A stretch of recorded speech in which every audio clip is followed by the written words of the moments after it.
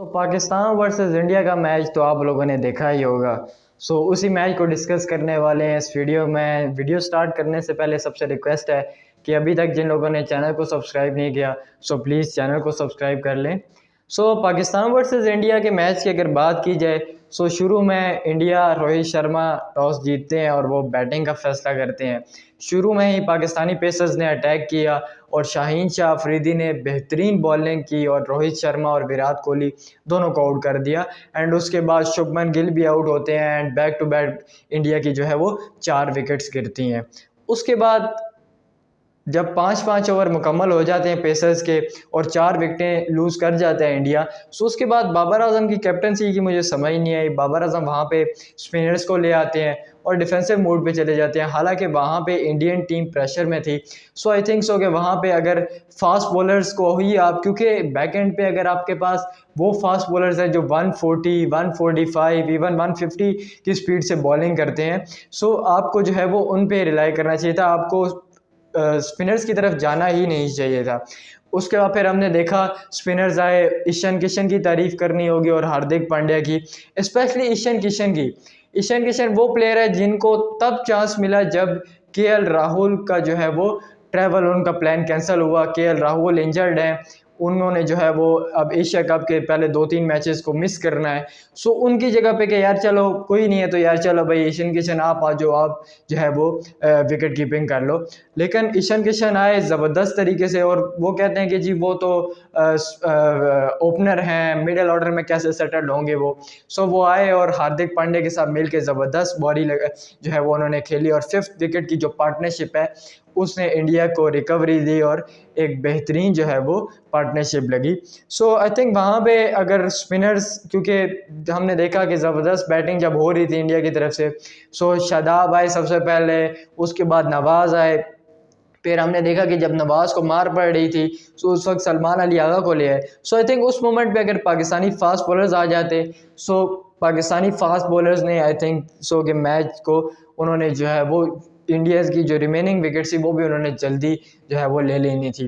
क्योंकि अगर हम एक पूरे मैच को देखा जाए इंडिया ने 226 रन स्कोर किए।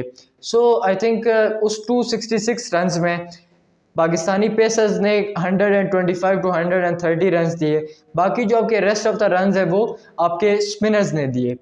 दोनों टीमों के लिए काफ़ी सारी चीज़ें हैं इस मैच से लर्न करने के लिए, क्योंकि 10 सितंबर को आप पाकिस्तान वर्सेस इंडिया दोबारा होने वाला है और ये तो ग्रुप मैच था, वो सुपर 4 का मैच है, वो आपने जो है वो आपका नॉकआउट मैच होगा एक किस्म का। आई थिंक वहाँ पे जो है वो आपने जो गलतियां की हैं वो गलतियों से आपने सीखना है। एंड स्पेशली मैं पाकिस्तान को कहूँगा कि यार आपने पेसर्स आपकी ज़बरदस्त बॉलिंग की, 10 विकेट्स ले लिए। पाकिस्तान के लिए मैं कहूँगा कि यार पाकिस्तान फिर भी जो है वो एक अच्छी स्टेज पे है। एंड पाकिस्तान को सबसे बड़ा एडवांटेज ये है कि यार वो जो साइकोलॉजिकल आपके से जो था कि यार हम इंडिया से पहले नहीं जीते, पास में रोहित शर्मा की परफॉर्मेंसेज एंड वो जो सारी चीज़ें आपके माइंड में चल रही थी, पाकिस्तान कहीं ना कहीं हैप्पी होगा कि यार हमने जो है वो इस मैच में काफ़ी अच्छा परफॉर्म किया और हम ये रन चेस कर सकते थे। और अगर इंडियंस को देखा जाए इंडियंस के लिए थोड़ी सी परेशानी की बात होगी। वो परेशानी की बात क्यों? क्योंकि काफ़ी टाइम से रोहित शर्मा स्ट्रगल कर रहे हैं against Pakistani fast bowlers, against left arm fast bowlers, और इसी तरह विराट कोहली एंड शुभमन गिल जो 3 बिग नेम थे, जो स्टार्ट था, जो वो सोच रहे थे कि यार ये हमें बहुत ही बेहतरीन स्टार्ट दे देंगे। वो जो है वो उन्होंने बिल्कुल भी बेहतरीन स्टार्ट नहीं दिया। ये कहीं ना कहीं इंडियंस के लिए जो है वो परेशानी की बात है। एंड पाकिस्तान के लिए जो है वो जिस तरह स्पिनर्स ने बॉलिंग की, आई थिंक मे भी हो सकता है कि हमें आने वाले मैचेस में स्पिनर्स में उसामा मीर हमें शायद हो सकता है वापस आ जाएं, या आप तैयब ताहिर या सलमान अली आगा की जगह आप किसी और प्लेयर को मौका दो, उसमें भी वो तैयब ताहिर भी हो सकते हैं क्योंकि वो भी स्पिन बॉलिंग कर लेते हैं। आई थिंक कि आप पाकिस्तान को भी ये देखना होगा कि पेसर्स तो आपके ओके हैं लेकिन स्पिनर्स के लिए जो है वो आपका क्या प्लान है। बाकी इसके अलावा अगर बात की जाए टोटल की, 266 लगाने के बाद इंडियन ये सोच रहे थे कि यार इतनी बेहतरीन रिकवरी के बाद हम ये टोटल डिफेंड कर सकते थे, लेकिन मुझे नहीं लगता। क्यों नहीं लगता? रीज़न क्या है? रीज़न ये है कि भाई जैसे ही पहली इनिंग ख़त्म हुई बारिश स्टार्ट हो गई और ज़ोरों शोर से बारिश स्टार्ट हुई। उसी वक्त ही हमें लग रहा था कि अब ओवर्स रिड्यूस होने हैं, अब रन्स रिड्यूस होने हैं। और ये मैं क्यों कह रहा हूँ, देखें अगर आप जिस तरह ईशान किशन और हार्दिक पांड्या खेल रहे थे 30 ओवर के बाद या 35 ओवर के बाद हमें लग रहा था कि यार 300 तो कहीं नहीं गया, 335-40 तो कहीं नहीं गया, इजीली बन जाएगा। लेकिन एट द एंड आपने बोर्ड पे कितने लगाए, 266। अगर 300 प्लस होते बोर्ड पे सो फिर पाकिस्तान के लिए मसला होना था, फिर पाकिस्तान का जो ओवर कम होते वो पाकिस्तान के लिए प्रेशर होना था। लेकिन अब क्योंकि आपने बोर्ड पे लगाए 266 रन है, और जब बारिश होती चली गई एक मोमेंट पे हमें लगा कि यार अब हो सकता है कि 20 ओवर का मैच हो। सो अगर हम 20 ओवर के मैच को भी लेके चलें, सो 20 ओवर में पाकिस्तान को कितना रन मिलते चेज करने के लिए, 155। सो मैं मेक श्योर हूँ कि यार इतनी कम अज़ कम हमारी बैटिंग है कि वो 155 रन स्कोर चेज कर सकती है।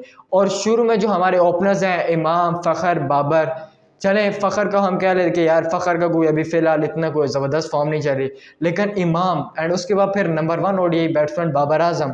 और यार हम कहते हैं कि यार चलो टॉप ऑर्डर नहीं चला आपका, तो भी पाकिस्तान को जो पहले होता था कि यार हमारे जो मिडिल ऑर्डर है, मिडिल ऑर्डर का मसला है, इसको ले आओ मिडिल ऑर्डर में, उसको ले आओ मिडिल ऑर्डर में। सो अगर अफगानिस्तान की सीरीज़ को भी हम देखें सो उसमें पाकिस्तानी मिडिल ऑर्डर ने परफॉर्म किया है और करके बताया है। सो आई थिंक सो कि पाकिस्तान का वो भी एज था।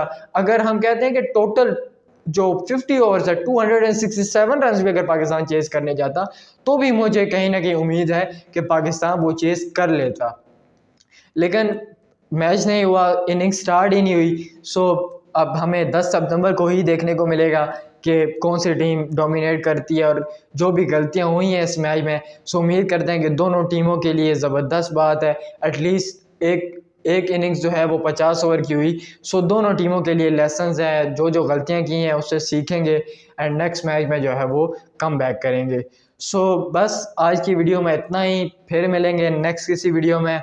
एशिया कप की अपडेट्स और तमाम क्रिकेट की अपडेट्स के लिए फेसबुक पेज को ज़रूर फॉलो करें एंड इंस्टाग्राम भी जो है उस पर हमें ज़रूर फॉलो करें।